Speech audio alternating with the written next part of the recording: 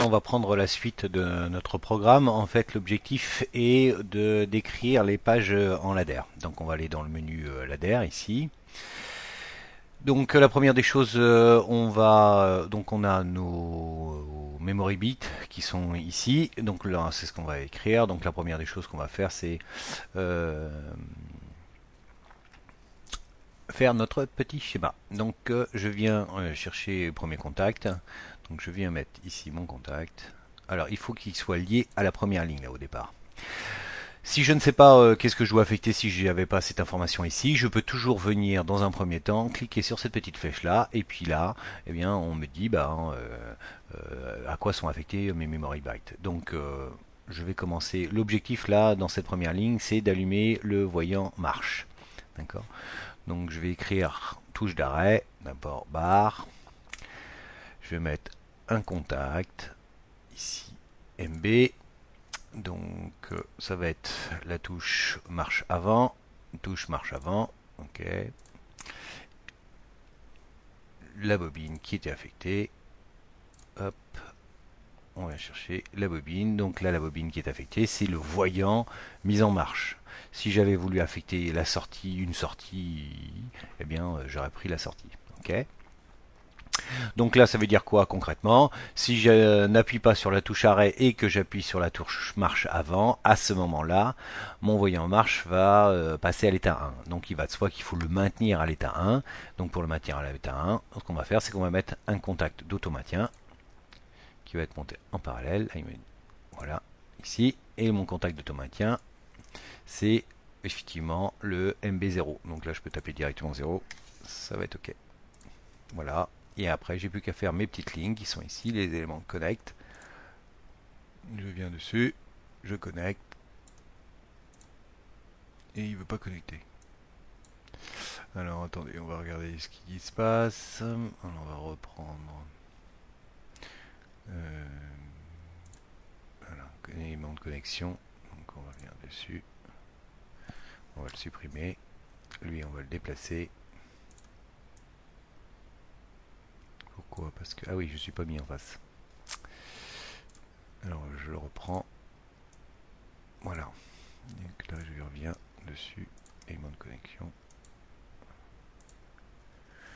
Et il veut pas.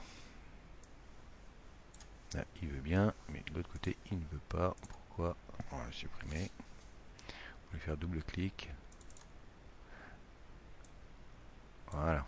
L'élément de connexion est fait, il est réalisé. Donc là ici, j'ai fait tout simplement donc touche marche avant, touche marche arrière,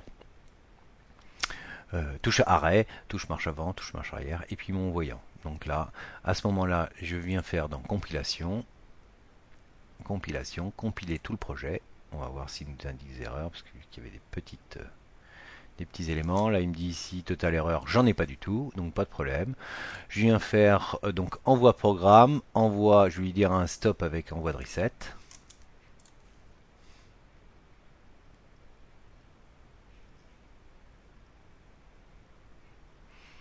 Je lui demande oui.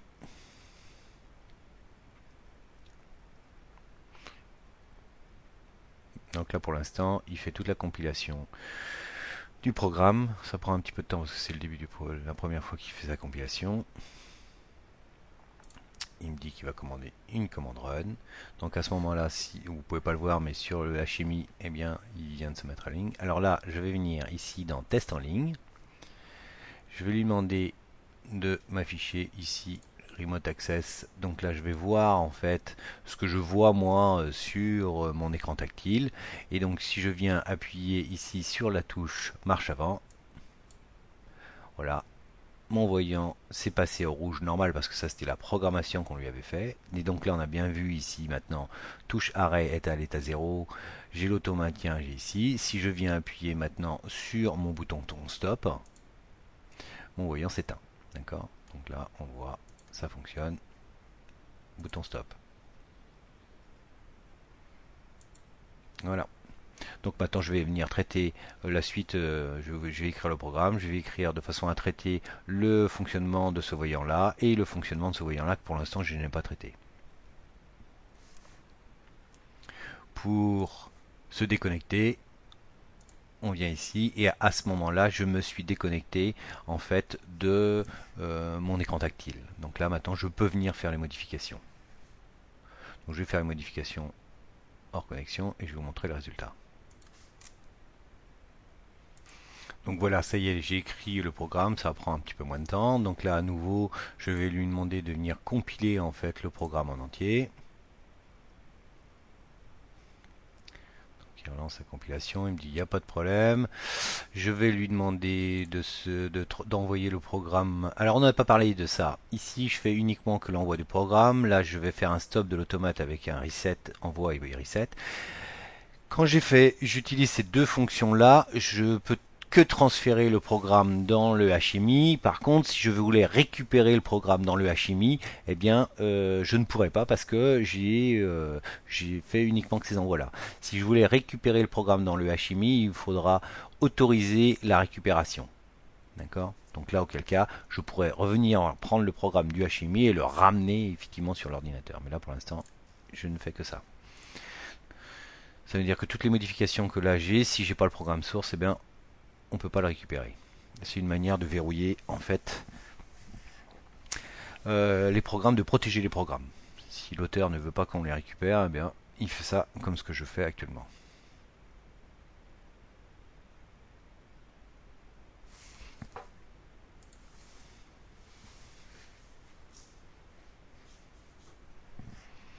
Donc voilà, on va se mettre en connexion, en run. On va aller regarder le HMI de façon à ce qu'on voit ce qui se passe. Donc là, je viens appuyer sur la touche avant. Donc là, bah, effectivement, ma touche est passée à l'état 1 et donc ma bobine s'est mise à l'état 1, l'automaticien se fait, et donc là j'ai mon voyant qui vient s'allumer. Si j'appuie ici maintenant sur le bouton stop, il est là, pardon. Voilà, il est là. Bon, bouton stop, il est ici. J'ai bien mon voyant qui est passé à l'état 1, pas de problème, c'est ce que je souhaitais. Maintenant, je viens appuyer sur ma touche marche arrière. Donc, ma touche marche arrière. Ah, alors là, on constate que ça fonctionne pas. J'ai fait une petite erreur dans mon programme. On la voit ici parce qu'effectivement, j'ai mis deux fois MB3 et MB3 alors que il aurait fallu mettre MB4. C'est pas très grave. On va corriger le programme tout à l'heure. J'appuie sur mon bouton stop.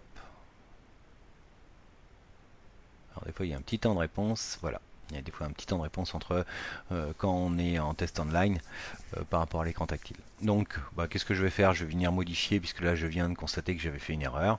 Donc je vais me déconnecter en fait de mon programme. Comment je le vois? Ici on va fermer cette page. Voilà, là je suis à nouveau déconnecté. Donc on a vu que j'avais fait une erreur, donc c'est pas un problème. On va venir le modifier. Alors je ne suis pas déconnecté ici pourtant. Non. Remplacer l'élément ladder. Donc c'est bon, on va dire par un contact inversé. C'est pas ça. Pourquoi je ne peux pas le modifier? Non. Bon, il n'intéresse pas, donc on va faire plus simple. On va supprimer une petite touche supprimer. On va remettre un contact MB. Je viens l'insérer dessus. Et puis on a dit que là ici effectivement il nous fallait la touche MB4. Donc je vais reprendre, je vais taper directement 4. Ok. Je compile toujours mon projet. Une fois que ma compilation est faite, je transfère mon programme. Alors on peut venir trouver ça avec le petit icône qui est ici. Je lui envoie.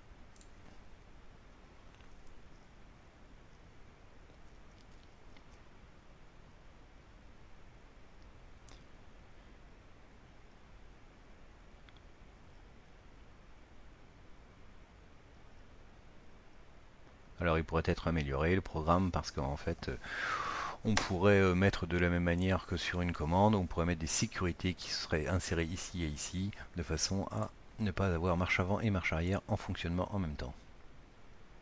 Test online, voilà, on va lui demander l'écran de panel. Ici on va le voir. Donc j'appuie sur le bouton je clique ici sur bouton marche avant, je vois bien ma marche avant qui s'allume, mon voyant forcément stop s'éteint, j'appuie sur mon bouton stop, ici ça s'arrête, j'appuie ici sur mon bouton marche arrière, et donc là on voit bien le voyant marche arrière qui s'allume. Alors on pourrait, donc là ça fonctionne très bien, pas de problème. On aurait très bien pu utiliser les touches de contrôle qui sont ici. Alors on va essayer de le faire, je vais me déconnecter, voilà, je vais agrandir ma fenêtre, alors on va faire des modifications de programme. Ici, alors on va faire les petites modifications de programme qui seraient quand même assez élémentaires. Donc ça, on va le déplacer. On va venir réinsérer, effectivement, je veux interdire d'avoir la marche avant et la marche arrière en même temps. Donc ce que je vais faire, c'est que là, ici, je vais venir lui associer un bouton barre MB1. Comme ça, je vais verrouiller le système. Alors, je le redéplace, voilà. Je fais la même chose pour celui-ci, parce que ce sera quand même un petit peu mieux. Voilà. Donc là, c'est mon MB0. C'est que des voyants, donc à la rigueur c'est pas très gênant, mais si ça avait été des contacts de sortie, on aurait très bien pu les associer. Et puis là, ce que je voulais vous montrer, c'était en fait utiliser les touches F1, F2, F3, F4 qui sont disponibles sur le panel. Donc je vais venir pour faire la démonstration, utiliser les touches. Alors je vais, voilà, elles sont ici. Je viens cliquer sur le mot et je viens cliquer ici directement sur F1. Donc là, il m'a associé directement. Je lui dis OK. Et donc là, il sait pertinemment que quand je vais appuyer sur la touche F1, eh bien, je viendrai.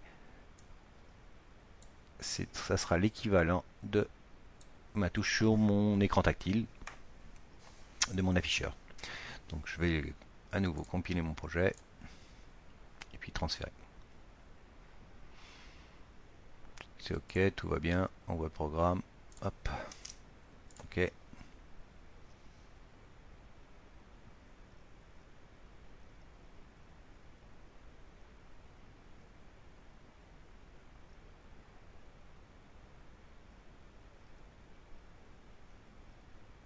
Si j'avais voulu en fait activer non pas en même temps que l'écran tactile le voyant marche, mais ici il suffit de mettre une bobine sortie de la sortie Q1 par exemple, et puis j'aurais eu ma sortie qui serait passée à l'état actif. Test online. Voilà, on va allumer avec l'écran de panel.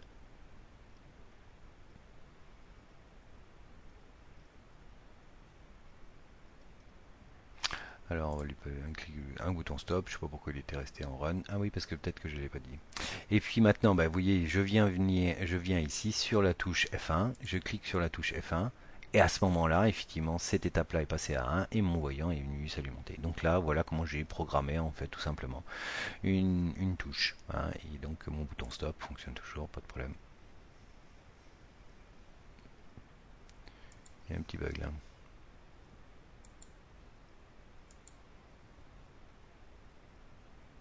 Pourquoi mon voyant resté...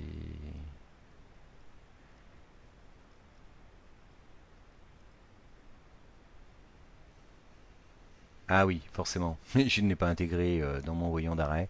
Mon voyant d'arrêt, je n'avais pas intégré le bouton.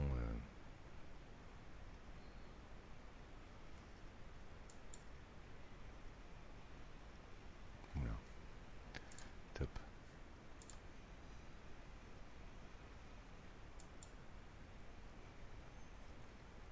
Stop.